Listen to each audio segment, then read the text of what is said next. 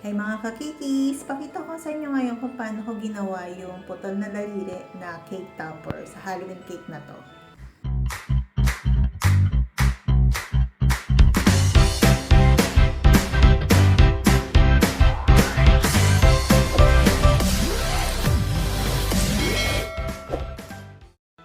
Gumamit lang ako ng 3 different sizes na fondant, tapos ang ginamit kong color is light brown para kakulay siya ng balat. I-shape lang natin pahaba yung fondant para magmukha talaga siyang daliri. Tapos i-press natin yung dulo para din natin ilalagay yung magiging kuko niya. Tapos pinch lang sa may bandang gitna para magmukha talaga siyang daliri. Tapos, para naman magkaroon ng mga guhit-guhit, gamit lang tayo ng kutsilyo. And then, lagyan natin ng guhit-guhit para dun sa pinaka-gilit-gilit ng daliri.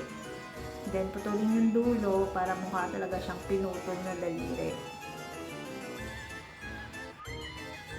I-enhance lang natin yung mga gilit-gilit niya para mas visible yung mga gilit-gilit.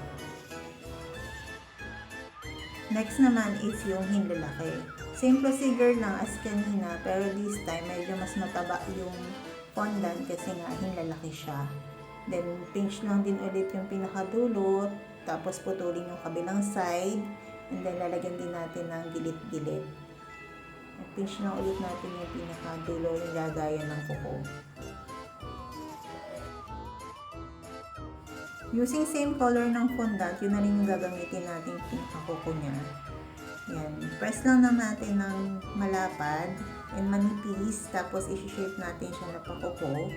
Unahin natin yun sa hinlalaki, kaya medyo malaki siya para match siya dun sa size ng hinlalaki.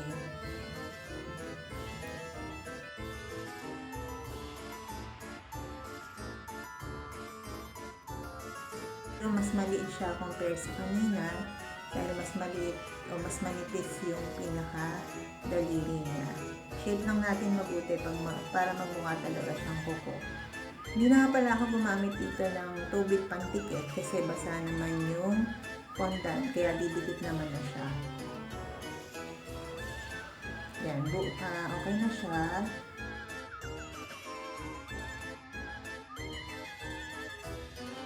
Ngayon naman, dudumihan natin yung kuko para talaga mukhang galing siya sa lupa o sa hukay. Gamit lang tayo dito ng cocoa powder and makeup brush. Bali, ginagamit ko nga palang brush is yung pang makeup.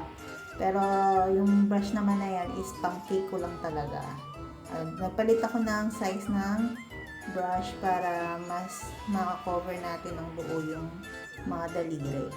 Para magmukha talaga siyang madumi and mas nakakatakot.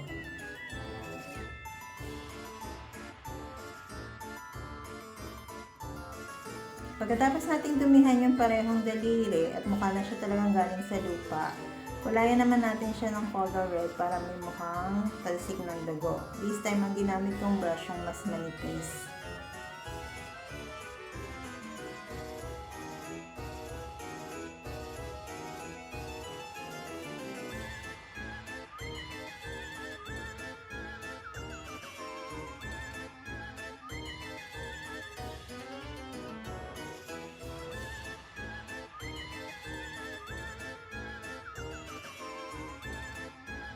Pinaghalo ko nga din pala yung cocoa powder and red food color para magmukhang buo-buong dugo.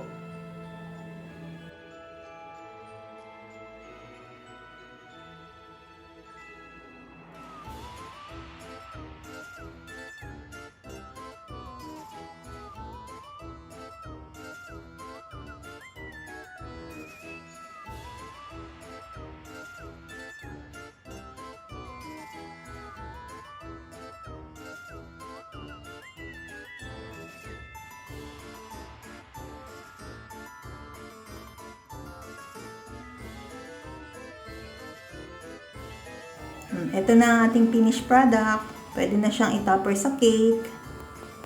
Please like and subscribe.